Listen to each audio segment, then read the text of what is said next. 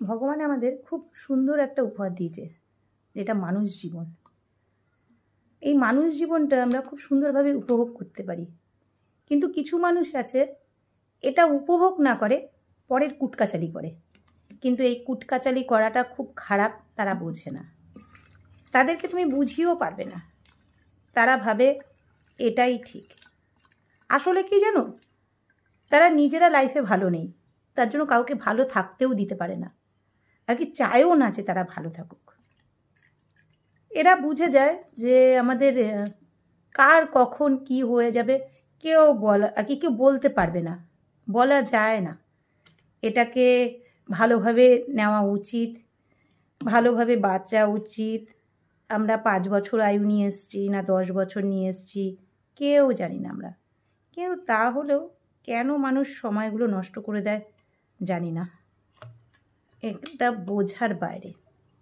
দেখো, তোমাদের সাথে কথা বলতে বলতে আমার একটা কাজ হয়ে গেল, কথাও বলছি কাজও করছি। এটা ভরে নিলাম।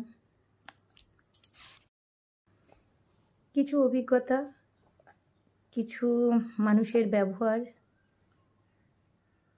কিছু কি বলবো আঘাত মানুষকে অনেক পাল্টে দেয়, অনেকটাই পাল্টে দেয়, যেটা আর কি বলে বোঝানো যাবে না।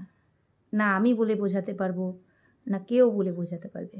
সবার লাইফে এরকম একটা সিচুয়েশান আসে যে বলে আমি তোমাকে বলবো তুমি বুঝবে, বা তুমি আমার সামনে বুঝলে তুমি আমার পিছে যে বলবে না না এটা এরকম না, এরকমই হয়ে যায়।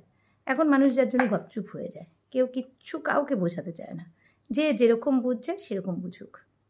আমার তো মনে হয় এটা ভালো বুঝলে ভালো, খারাপ বুঝলে খারাপ, কিন্তু নিজের থেকে বোঝাবো না। একটাই লাইফ, লাইফটা খুব হেসে আনন্দ করে বাঁচো, আর কিচ্ছু না, কিচ্ছু নেই লাইফে, কিচ্ছুটি নেই, সব এখানে রেখে যেতে হবে।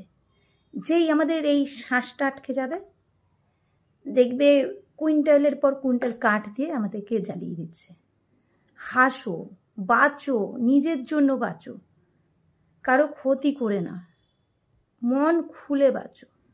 আর কি বলার, কিচ্ছু নেই। আমি এখন এই সময় এসে এটা ভাবছি যে আমার অনেকগুলো দিন চলে গেছে, আমি যদি রিটার্ন পেয়ে যেতাম খুব ভালো হতো, কিন্তু সম্ভব না। যে কটা দিন আছে এখন বাঁচবো, বাঁচতে চাই, আমি হেসে বাঁচতে চাই।